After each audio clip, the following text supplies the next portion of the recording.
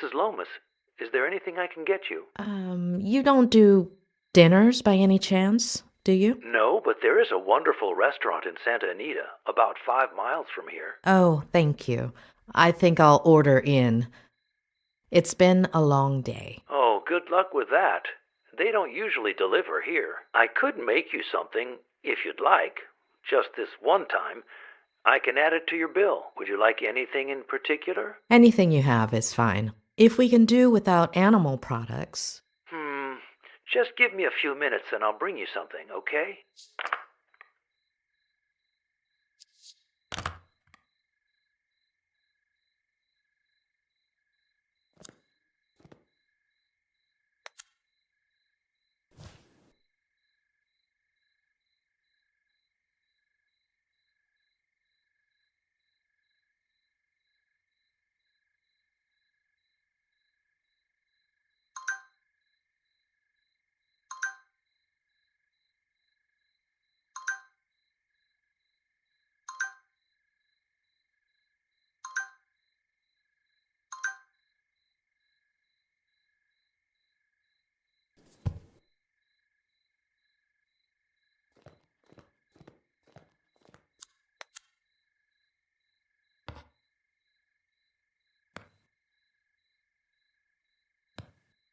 I thought Claire was manipulating Ed to protect him from me.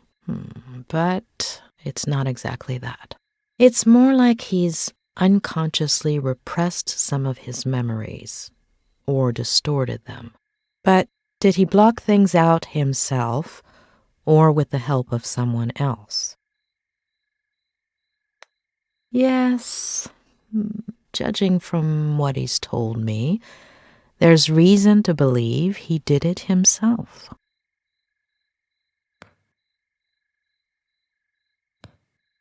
What if Ed, aside from fulfilling his father's dream of becoming a writer, followed in his footsteps in other ways? What if, by driving himself off a bridge, Ed was trying to copy his father?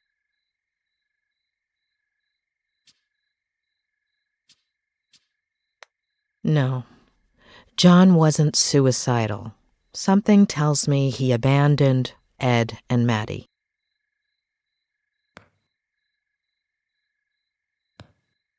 What about his mother? How does one deal with a situation like that? What if a possible sibling Ed has never mentioned is one of the memories he's repressing? Too many questions. I hope Robert has some answers.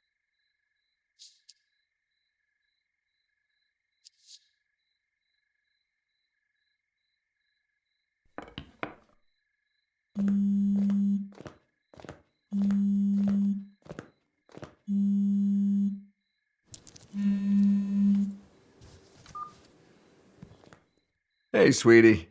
You must be exhausted. Did you find a motel? You should have let me do it for you. Exhausted is an understatement. Okay. Well, just stop me when you're falling asleep. So, tell me, how is Ed? You know I can't. But I'm paying for it. That's not going to work. No, yeah, of course. I know. But he'll be all right, right?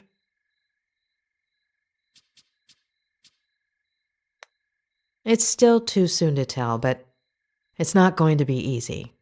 Hey, dish the dirt. So, what do you think of his Aunt Claire? Have you known her for long? Just over the phone these last few days, but hey, don't change the subject.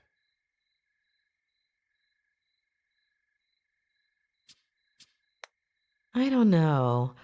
I think she's hiding something. Yeah, I totally get it. Well, I have some bad news.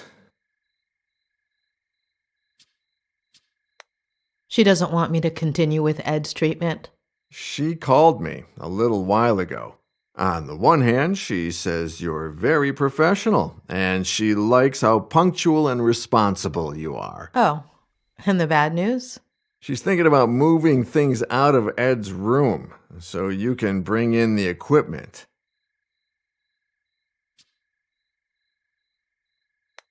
Equipment, like in A Clockwork Orange. No, I don't think so. No, physical therapy equipment. Walkers and stuff. I don't think she realizes you're a psychiatrist or a psychologist. What is it? I always forget. Both. Really? Well, the lady has a whole different picture. I still don't understand why that's a bad thing. Hold on. Ed hates psychiatrists. I'm sure Claire does too. No, yeah, for sure. When they find out. Ed already knows and seems okay with it. As for her, time will tell. Give me a second. I need to think. Yeah, sure. Take your time, sweetie. I'm in no hurry. Although I did order some dinner, and it should be here any minute now.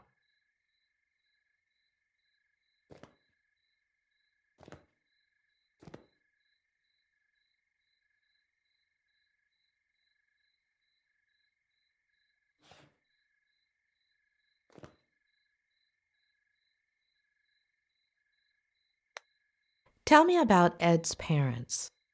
Well, don't know much. His mother died in a car accident. What? And his baby sister. So she had it. And his father killed himself. Oh, I wouldn't have thought. How? He jumped from a bridge. And you didn't think to tell me this before? Well, no, it just slipped my mind. Ed is following in his father's footsteps, and I'm sure his first episode of Vertigo came as a result of that trauma. Yeah, rings a bell. Robert. Yeah, I'm sorry.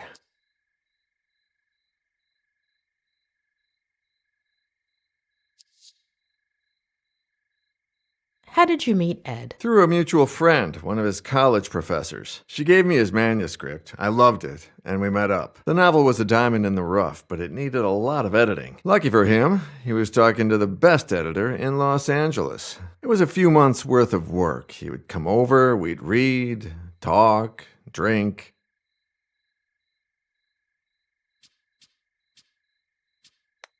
You said you and Ed haven't been as close lately. No, not nearly as close as we used to be. We'd write occasionally, but ever since Vera... Robert? Yeah, no. Sorry.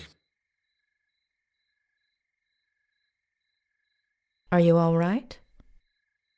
Yeah, no, I don't know. Yesterday, no. The day before yesterday was the anniversary of Veronica's death.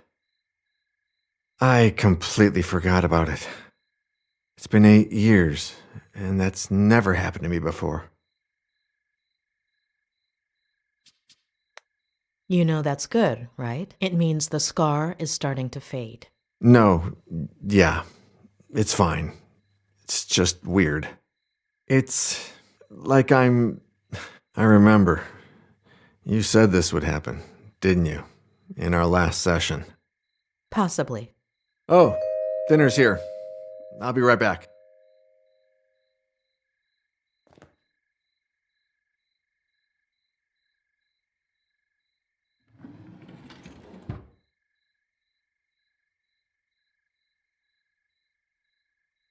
Ah, takeout. A bachelor's best friend. Hey, how's Lou?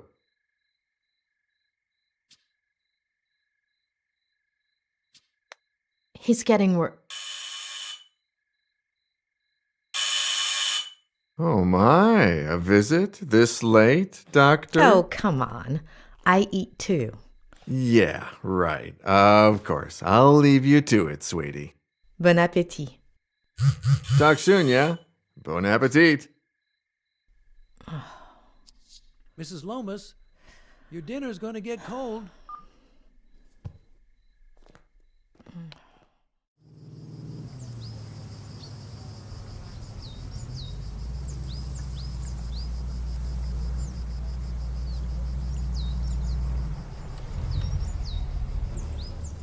All right, kid.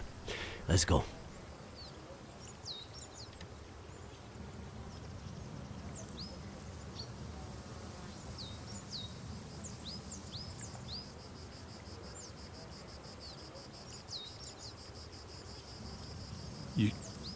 You should have told me first. Adam.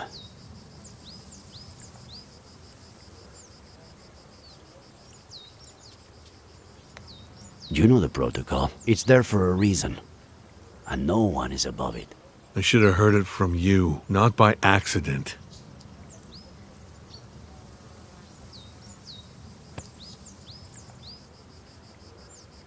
Kid. We have to find my aunt.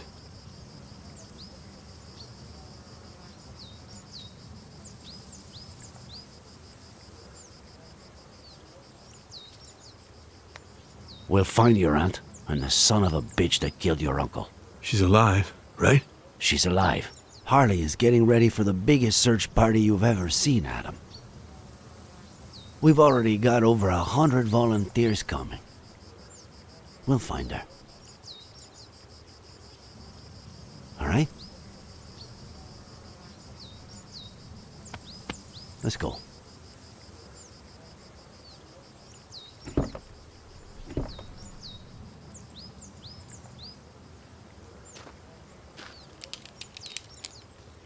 Sure you don't want me to go down there?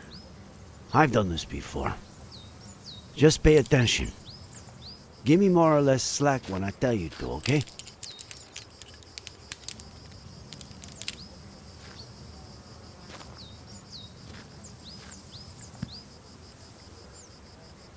You think there's a connection, don't you? Between my uncle and Ed Miller. According to the forensics, your uncle died... Was murdered. a little over a week ago.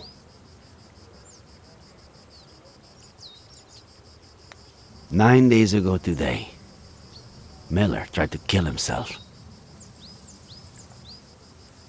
We are talking pretty much the same day that Miller's car went over that cliff. And the jackass says he was riding with a girl and a baby that no one's ever heard of. But firemen went down and didn't find anything. We don't put out fires, and they don't find things.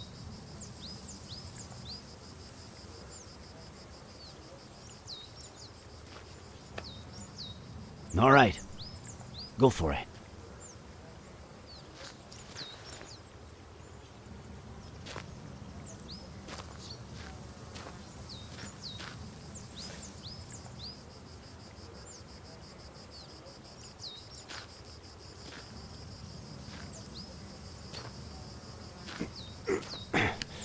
I'm on the ground. I'm on clipping, all right?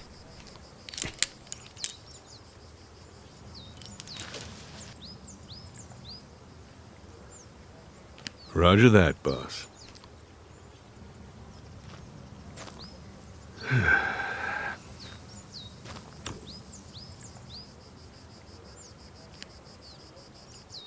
I skipped the monthly dinner, Nick. No reason. I just didn't feel like it. I don't know why. Just didn't, you know.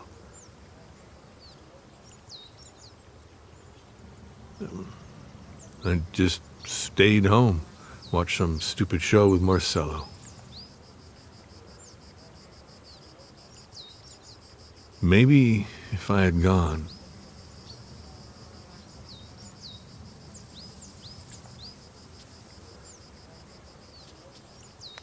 What show? Why? Well, either way. If it's a family dinner, or the worst show ever, I'll take the show. Thank you. Asshole. I get why you feel that way. And I have no idea how one gets rid of that feeling. However much time goes by. All I know is that it's pointless. It's like a busted pipe. The more you force it... Nick, are you getting poetic on me now? If that doesn't make you smile, I don't know what will. Asshole.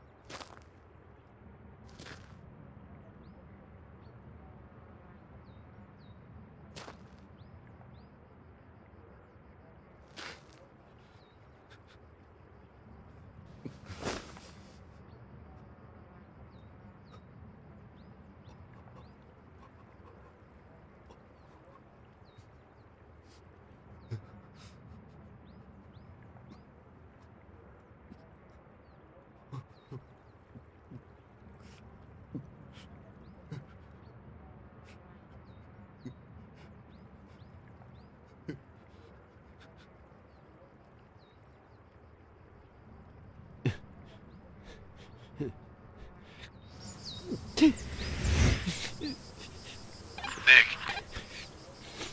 Nick, you there? Just what I said in the car. I'm sorry. Adam. Are you getting poetic with me? You asshole.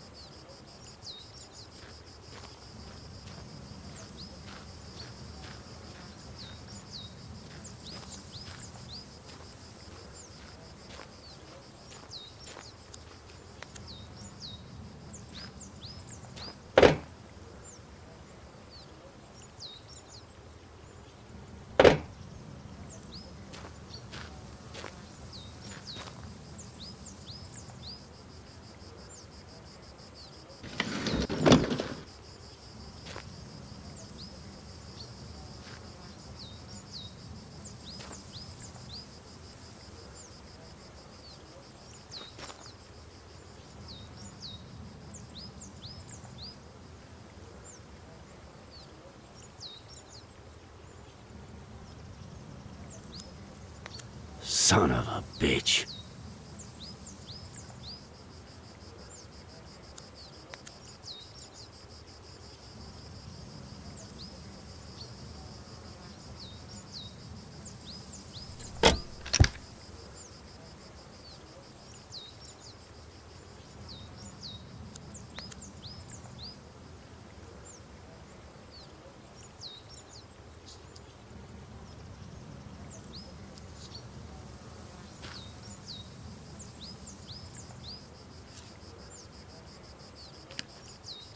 Adam, tell Harley to call forensics. We've got work for them.